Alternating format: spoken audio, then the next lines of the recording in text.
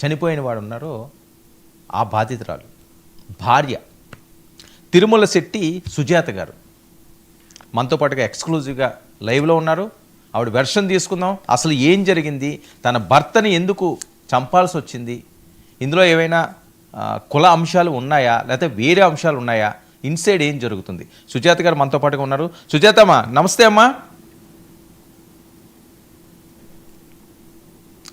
సుజాత వినిపిస్తుందా? వినిపిస్తుంది sir. Okay Sujatha, అసలు ఏం జరిగింది? అసలు మీ భర్తని అంత కిరాతకంగా కారు గుద్ది ముందుకి వెనక్కి మళ్ళీ డ్రైవ్ చేసుకుంటా అతి దారుణంగా చంపాల్సిన పరిస్థితి ఎందుకు వచ్చింది? అసలు ఏం జరిగింది?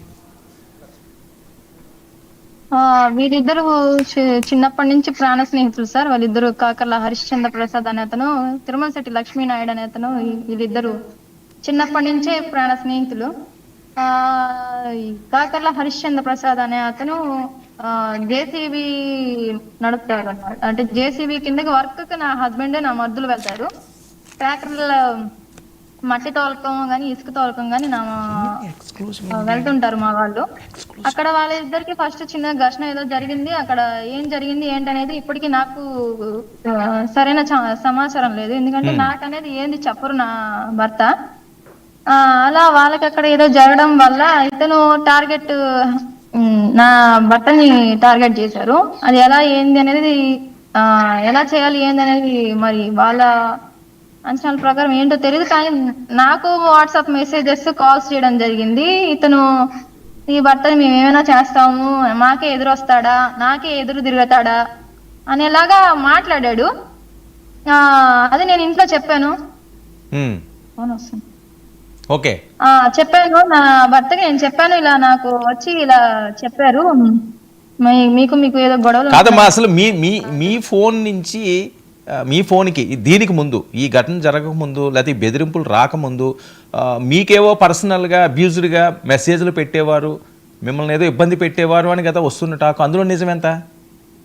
అతను ఎప్పుడైనా తప్పుగా ఈ హరిశ్చంద్ర ప్రసాద్ మీకు మెసేజ్లు పెట్టాడా? తప్పుగా అంటే ఇదంతా వీళ్ళ గొడవతోనే స్టార్ట్ అయింది. వాళ్ళ ఫస్ట్ గొడవ వాళ్ళకి స్టార్ట్ అయింది. తర్వాత అతన్ని ఎలా టార్గెట్ చేయాలో తెలియక నాకు వాట్సాప్ మెసేజెస్ ఏమని పెట్టేవారు? వాట్సాప్ మెసేజ్లు ఏం పెట్టారు మీకు? అదే నేను అంటే వాట్సాప్ మెసేజెస్ అన్ని చాలా తక్కువ అండి. నాకు కాల్ చేయనేది ఎక్కువ. కాల్ మీ అని పెడతారు. పెట్టిన తర్వాత ఇప్పుడు కాల్ వస్తే నేను అటెండ్ చేయకపోతే మళ్ళీ వేరే పాపగా చెప్తారు, కాల్ అటెండ్ చేయమని చెప్పండి అని. అలా చేసిన ఒకసారి వాడు కూలోడు నాకెదో తిరుగుతారా అనేలాగా మాట్లాడారు. మాట్లాడిన దగ్గర నుంచి స్టార్ట్ అయింది. నేను గట్టిగా మాట్లాడడం జరిగింది. జరిగినప్పుడు ఒకసారి పాపని తీసుకెళ్ళి నేను ఇవ్వను, నువ్వు కాల్స్ అటెండ్ చేయాలి, నేను చెప్పింది వినాలి అనేలాగా మాట్లాడారు. నేను అది ఇంట్లో చెప్పానండి, నా భర్తకి నా మర్దులకు చెప్పుకున్నాను.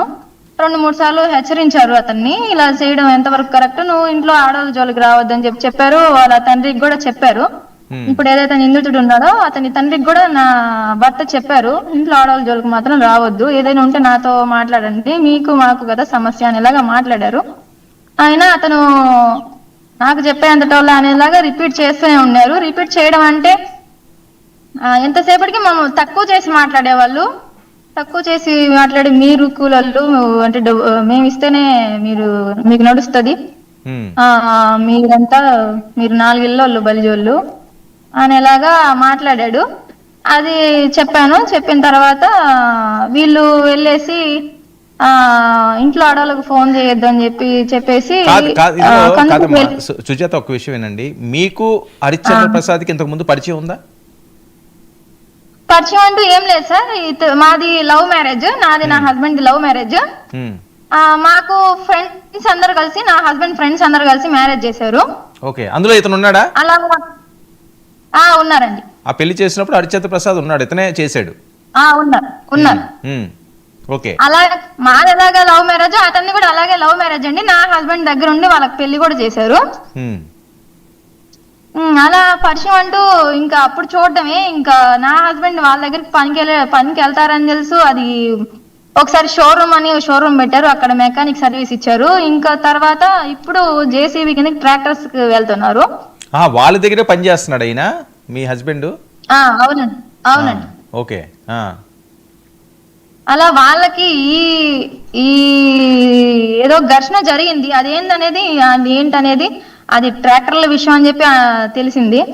ఆ ఈ ఇసుక తోలకడం దగ్గర జరిగింది. అలా ఎలా అనేది ఇప్పుడు హాస్పిటల్లో ఉన్న నా మరుదులు చెప్తే గానీ ఇంకా తెలీదు. నాకు అది పూర్తిగా చెప్పరు ఏది. అంటే మీ మరుదులకి తెలుసు అసలు ఏం జరిగిందన్నది, వాళ్ళు ఎందుకు ఈ రకంగా చేశారన్నది? తెలుసు. ఓకే. మరి మీరు అడగలేదమ్మా? అప్పుడు మీ భర్త పోయారు, పుట్టెడు దుఃఖంతో ఉన్నారు మీరు, అసలు ఏం జరిగింది, మీకేం కావాలి, ఇవన్నీ కూడా మీరు మాట్లాడాల్సిన అవసరం ఉంది కదా? ఎవరితో సార్?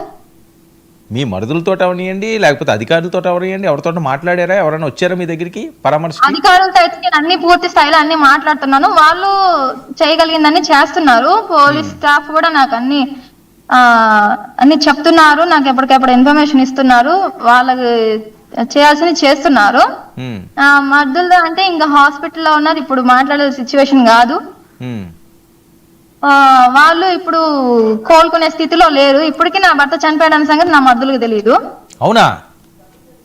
తెలియదండి. హాస్పిటల్లో ఉన్నారు కదా, మొన్నటిదాకా కోమాలో ఉండి ఐసీలో ఉండి సర్జరీస్ ఒకేసారి నా భార్గవ్ అనే అతనికి అయితే 3 జరిగాయి ఒకే రోజు ఒకేసారి.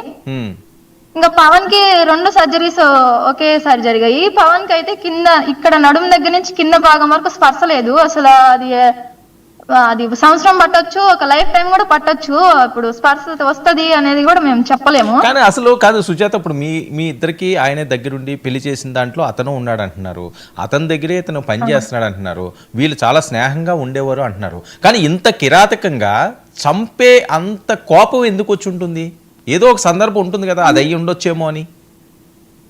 ఏదో ఒక సందర్భం అంటే ఇలా నాకు బెదిరించాడు, నేను తాగి ఏదైనా చేస్తాను, చంపుతాను అనేది నాకు చెప్పాడు. అది నేను ఇంట్లో వాళ్ళకి చెప్పడం జరిగింది.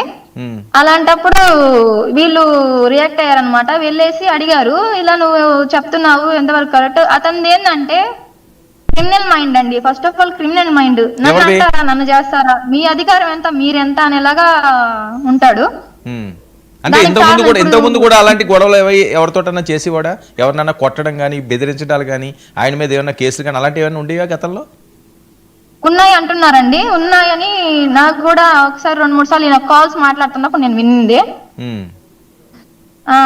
ఇట్లా జేసీబీ విషయాల్లో, ట్రాక్టర్ విషయాల్లో ఇంకా వేరే కేసెస్ ఉన్నాయని చెప్పి విన్నాను. అయితే పూర్తి స్థాయిలో ఊర్లో మాట్లాడు సుజాత, వినిపిస్తుందమ్మా, మాట్లాడు. అదే ఊర్లో జనాలకు కూడా తెలుసండి ఎవరు ఎలాంటి వ్యక్తులు అనేది. ఓకే సుజాత, ఒక విషయం చెప్పండి, కరెక్ట్ గా ఇది ఎప్పుడు జరిగింది? వీళ్ళిద్దరి మధ్యన ఘర్షణ, లేకపోతే ఒకరికొకరు ఏదో మాట్లాడుకోవడం, ఒకరికొకరు సీరియస్ గా ఉండడం ఎప్పుడు జరిగింది? ఎన్ని రోజుల క్రితం? ఇదంతా వినాయక చవితి అప్పుడు జరిగిందండి. ఓకే. వినాయక చవితి అప్పుడే వీళ్ళకి గొడవలు స్టార్ట్ అయ్యాయి.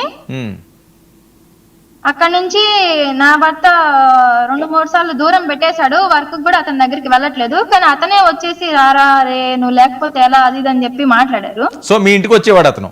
మీ భర్త అతను దూరం పెడితే ఇంటికి వచ్చి పిలిచేవాడు ఆయన? నేను లేను, నేనైతే అప్పుడు హైదరాబాద్ వెళ్ళున్నాను. నాకు నా భర్త ఫోన్ చేసి చెప్పింది ఏంటంటే వీడు మళ్ళీ వస్తున్నాడు, పనికి రమ్మని పిలుస్తున్నాడు అనేది నాకు చెప్పాడు. మేమందరం చెప్పింది ఏంటంటే వద్దు, ఇంక వదిలేసే, ఇలాంటి ఇదంతా వద్దు, మనదేదో మనం చూసుకుందాం, మన బతుకుదెరువు మనం చూసుకుందాం అని చెప్పాము. ఇంట్లో అందరం చెప్పాము, నేను చెప్పాను. అతనైతే ఇప్పుడు ఇది ఎందుకు జరిగింది, ఇలా చేయాల్సిన అవసరం ఏంటంటే అతనిదైతే క్రిమినల్ మైండ్. నన్ను అంటారా, నన్ను చేస్తారా, మీరెంత అనాల్సిన అవసరం ఏమొచ్చింది? మీకు ఫోన్ చేయాల్సిన అవసరం ఏమొచ్చింది? ఇది కదా తెలియాల్సింది. సుజాత వినిపిస్తుందా? వినిపిస్తుంది. ఇప్పుడు అసలు అనాల్సిన అవసరం ఎందుకు వచ్చింది? తను మీకు ఫోన్ చేయాల్సిన అవసరం ఏమొచ్చింది? నాకు ఫోన్ చేయాల్సిన అవసరం అంటే ఇప్పుడు నన్ను బెదిరిస్తేనే కదా నేను నా హస్బెండ్ ని కంట్రోల్లో పెట్టుకుంటాను. తన ఇంటికి వచ్చారు అంటున్నారు, ఇంటికి వచ్చిన తర్వాత ఈయన మళ్ళీ పనికి వెళ్ళాడా? అతని దగ్గరికి వెళ్ళలేదండి. సో ఆ కోపం పెట్టుకున్నాడా నా దగ్గరికి రావా అని? అది అయి ఉండొచ్చు. ఇప్పుడు మీతో ఫోన్ చేసి చెప్పాడా ఈ విషయం? నాకు దగ్గర పని రావట్లేదు, నేను రాకపోతే నేను ఊరుకోను, ఆయన ఏదన్నా చేస్తాను అని చెప్పి మీతో మాట్లాడాడు ఆయన? మాట్లాడారండి. ఏమన్నాడు? అదే వీడు నేను అడుగుతున్నా, నా దగ్గరికి పనికి రావట్లేదు, ఇప్పుడు నా ట్రాక్టర్ లాగిపోయాయి, నేను నష్టపోతున్నాను ఆర్థికంగా, మీరు బానే ఉన్నారు అని అన్నారు. ఇప్పటికైనా నా మొగుడు తెలుసుకున్నాడు, దానికి నేను సంతోషిస్తున్నాను, నీ దగ్గర నుంచి వచ్చేసినందుకు అని చెప్పి నేను చెప్పానండి. ఓకే, ఆ తర్వాత ఎప్పుడు మీ ఫోన్లు చేయడం మొదలు పెట్టాడమ్మా ఇతను బెదిరింపుగా? అలా ఎంతకాలం, ఎన్ని రోజులు నడిచింది ఆ బెదిరింపు కాల్స్? ఈ వినాయక చవితి అయిపోయిన తర్వాత 1 month అండి, అంతే. 1 month మిమ్మల్ని బెదిరిస్తా కాల్ చేసేవాడు అతను? బెదిరిస్తా 1 month కాల్ చేసాడు ఆయన? అంటే డైలీ కాదు, అంటే వాళ్ళకిద్దరికి పడినప్పుడల్లా నాకు ఫోన్స్ వచ్చేది. మరి మీ మరుదులతోటి తప్ప మిగతా వాళ్ళతో ఎవరితోటన్నా మాట్లాడారా మీరు ఈ అంశం? నేను వాళ్ళ వైఫ్ కి చెప్పానండి, నాకు కాల్స్ వచ్చిన స్టార్టింగ్ లోనే వాళ్ళ వైఫ్ కి ఇన్ఫార్మ్ చేశాను. ఏమని చెప్పారు? ఆవిడ మీకు స్నేహితురాలేనా? మా వదినే అంటారు, నేను అంటే వరసలు పెట్టే అతన్ని అన్నయ్య అనేదాన్ని, ఆ అమ్మాయి నన్ను వదిన అనేది, ఆ అమ్మాయి నా హస్బెండ్ ని అన్నయ్య అనేది. ఆ అమ్మాయికి నేను స్టార్టింగ్ లోనే ఇన్ఫార్మ్ చేశాను,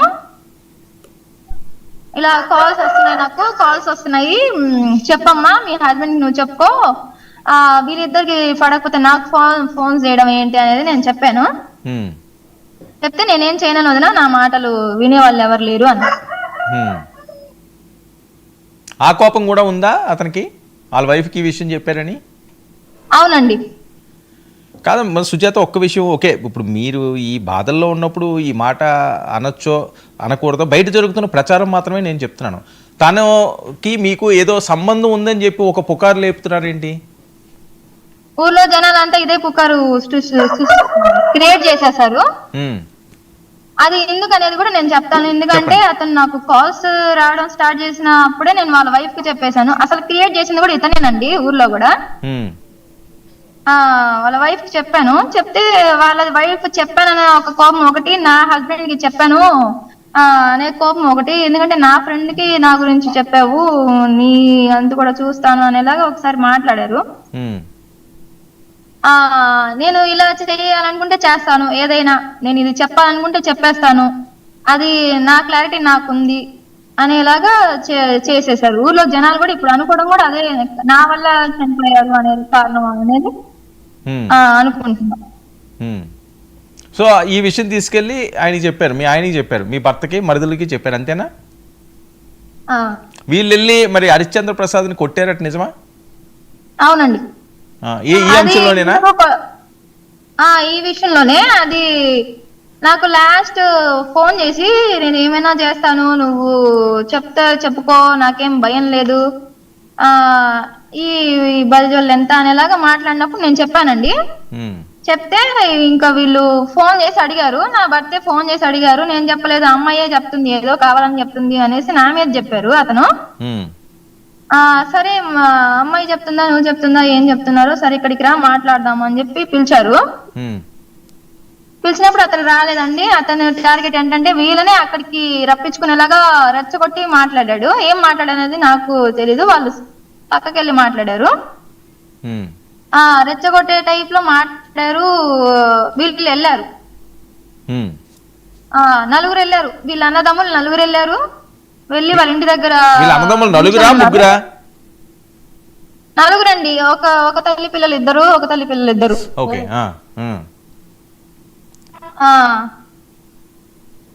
లక్ష్మీ నాయుడు, పవన్ ఒక సొంత అన్నదమ్ములు. బాబాయ్ పిల్లలు లక్ష్మీ నరసింహ, భార్గవ నాయుడు ఒక పిల్లలండి, బాబాయ్ కొడుకులు వీళ్ళు. 4 వెళ్ళారు. 4 వెళ్ళారు. ఏం జరిగిందమ్మా రోజు? వెళ్తే వాళ్ళ